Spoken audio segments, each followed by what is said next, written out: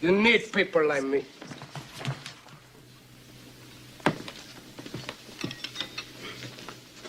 You need people like me so you can point your fingers and say, that's the bad guy. All right, so more specifically for the black women out there, I tend to do a few of these videos where I ask you guys to let me know what would you do if you were in this situation. And more specifically, again, for the black women there, I need to know when you see this video. I'm not going to play all of it because I had to, cut it off due to, YouTube. But the full version of the video will be directly up on the IG platform where a lot of stuff normally is. But I need to know, what would you guys specifically do if you were a substitute teacher and you ended up taking a phone directly from a student due to the fact that it was disruptive to the class and the learning session, on top of the fact that rules and regulations, they're not specifically supposed to have their phone, and the student decided to get into your personal space, tried to reach for the phone, and then also tried to strike you, slash actually striking you and pulling your hair. No, you did not keep nobody else's phone. And you finna give me my shit. Don't touch me. That's on my mom. Don't touch me. Girl, don't touch me. Don't touch me. Another one. No, you did not keep nobody else's phone. And you finna give me my shit. Don't touch me. That's on my mom. Don't touch me. Girl, don't touch me. Don't touch me. So we saw the video. Somebody was kind enough online to actually post the rules and the regulations dealing with Rocky Mountain High School students' handbook. It said, cell phones and other personal electronics. Although we understand the role of cell phones and the electronic devices play a role in the lives of students, we will not allow them to be disruptive force in the classroom. The privilege of possession and the use of cell phones during the instructional day has been abused. We will not allow them to continue to be disruptive force during instructional time. Students may not have phones on or visible during school hours, except during lunch. The only devices students should be using in the classroom is the school issued laptop. Students may not use personal electronic equipment during the regular scheduled school day unless it is utilized in instructional purposes approved by the teacher. Ashe County Public School Board Policy 4318 permits students to possess but not use cell phones and other electronic signaling devices to place or receive telephone calls, to send or receive text messages or pages, or to use social media during the regularly scheduled school day.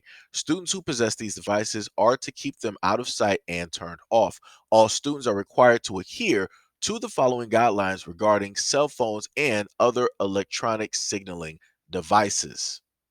Cell phones and other personal electronic devices may be used on or off campus before or after school, during breakfast or assigned lunch periods to listen to music, surf the web, or for educational purposes only, not to access social media sites or send/receive text messages, phone calls, or chats. Students may use personal electronic devices when instructed by the teacher for instructional purposes. Cell phones and other personal electronic devices may not be used during instructional class time unless approved by the teacher, including assemblies, prep rallies, and other activities which take place during the regularly scheduled classroom periods, on field trips, or excursions, which are conducted during a normal school day and during regular classroom instructional time.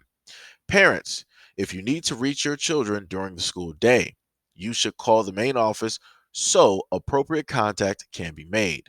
Students should not be receiving text or phone calls from parents during the school day, as that becomes a disruption to the learning environment. Cell phones or other electronic devices, including the school issued laptops, are not permitted at any time during the school day or send or receive text/chat messages, access personal social media, or place or receive phone calls. Because of the threat to privacy and the integrity of the educational program, the use of camera function of a cell phone is strictly prohibited on school premises or at school functions. NCPS Board Policy Manual 4318. Penalty: any faculty or staff may confiscate. Let me repeat that one more time. Penalty: any faculty or staff may confiscate cell phones or other electronic devices, which will be kept in a secure location in the main office until the end of the school day, at which time the devices will be returned to the student. Refusal to allow confiscation shall result in a 3-day suspension. Here comes a new challenger! So, this is the part in the video where we're going to highlight and go over a lot of the comments and what specifically it is that people were stating about the teacher directly on her Facebook page. One woman stated, "All you had to do was give that little girl her phone back, sis. Some of these untamed kids will come see you about their phone. Plus, you a substitute. Why you so aggressive over a class that ain't yours? Now you got to deal with what's coming." Could be. It could be white folks. But I think it's Negro. I think a Negro did this. I think a Negro did this. Next person, "You definitely passed the first lick. You was definitely too aggressive and was not unproblematic at all. You didn't give a care at the time. You thought about your position after the fact. Then act like you was calling for help. You need to be fired." Oh, Lord.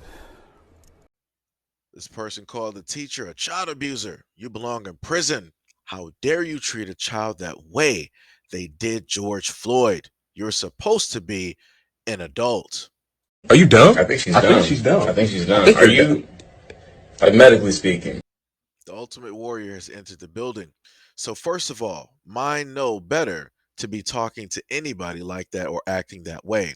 But as for mine, I will correct and discipline them, period. I would have went up to the school and dragged you. Then I'd went home and gave my child an attitude adjustment. Also, says a lot about your mental state letting a child get a grown woman out of character." You keep talking, man, and you shut the fuck up. Another person stated, "I just have one thing to say. What in the world? You wasn't calling for a teacher when she invaded your space. Before you started standing your ground. I don't care what nobody says. You was being aggressive. Besides, you're too big to be fighting on that little girl. Now you're on the internet with your butt out." Another person, "She was not supposed to physically engage at all. First and foremost, she works for a temp agency where they tell you not to physically engage with students at all. That includes taking their phones." Oh, Lord. Because some people are too smart for their own good and they're just talking to be talking, they don't do any research. Let me reiterate for the stupid. Penalty: any faculty or staff may confiscate cell phones or other electronic devices, which will be kept in a secure location in the main office until the end of the school day, at which time the device will be returned to the student. Refusal to allow confiscation shall result in a 3-day suspension. She told the girl not to touch her when the girl was trying to grab her phone, not swing on her. That shouldn't have resulted in her pushing a little girl and swinging at her with a telephone in her hands. That was not self-defense. I don't understand why you even did this to yourself. All right, so for those in the back, we're just going to go to find law, or you can happen to look up any definitions that you may have in your state or whatnot, whatever. I'm just using this for a general sense. So they said, what is self-defense? Self-defense is defined as a person protecting themselves by responding to force or violence with force or violence. This definition may be simple enough, but it raises many questions when it is put into play in real life. Next, they said, is the threat imminent? As a general rule, self-defense only justifies the use of force when it is used in response to an imminent threat. For a threat to be imminent, it must be certain to occur. Such a threat can be made with words as long as it puts the intended victim in a reasonable and immediate fear of physical harm. Without such a threat, offensive words do not justify the use of force in self-defense. Next, we have imperfect self-defense. Sometimes a person may have a genuine fear of imminent physical harm that is not objectively reasonable. If that person uses force to defend themselves from the perceived threat, the legal situation is known as imperfect self defense. Imperfect self defense does not excuse a person from the crime of using violence, but it can lessen the charges and penalties involved. Not every state recognizes imperfect self defense as a reason to lessen a sentence, however. Next, proportional response. Self defense law requires the response to match the level of the threat in question. In other words, a person can only employ as much force as required to remove the threat. If the threat involves deadly force, the person defending themselves can use deadly force to counteract the threat. If, however, the threat involves only minor force and the person claiming self defense uses force that could cause grievous bodily harm or death, their claim of self defense will fail. Duty to retreat. The original laws regarding self defense required people claiming self defense to first make an attempt to avoid the violence before using force. This is known as duty to retreat. While most states have removed this rule for instances involving the use of non lethal force, many states still require that a person make an attempt to escape the situation before applying lethal force. It is important to be familiar with the laws of local jurisdictions to determine whether the duty is required in a given situation. Another person, she let the child get her out of her zone. She could have walked away, sent the child out of the class, called for security, anything. That child had nothing to lose, but she had everything to lose. Her career, pension, a clean record.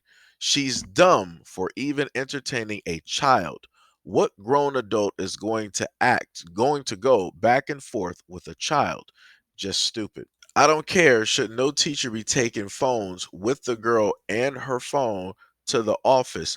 Make her leave classroom, but taking someone's phone is too much. Me. You hear what you're saying out loud, brother? Had yourself up there pinning that girl down with no draws, a mini skirt and no draws to work. You in the wrong occupation. The strip club is waiting.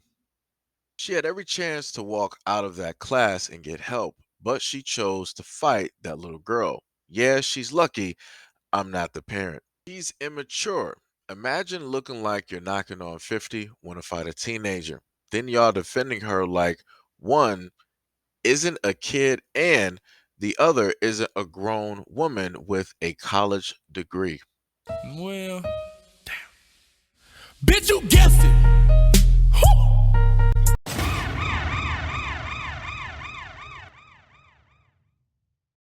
So let's get to the ones that people didn't want to pay attention to. This woman stated, I am a substitute teacher for Rocky Mountain School System, and this is why I will not sub at Rocky Mountain High.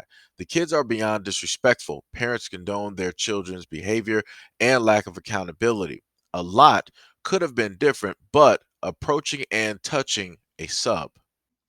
So I went through all of the comments. I went through certain, laws or whatnot or whatever. And then I also went through what the school specifically had to state because, again, you have a lot of people that can't do a simple Google search or happen to do research for themselves, and they would just rather talk versus actually doing. And we were able to learn that given all of the things that I was able to go over, she fits within the parameters of self defense. She had clear 100% right as a faculty member. Doesn't matter if she's a full-fledged teacher or a substitute, she is still a faculty member because she is an adult that is teaching in a classroom.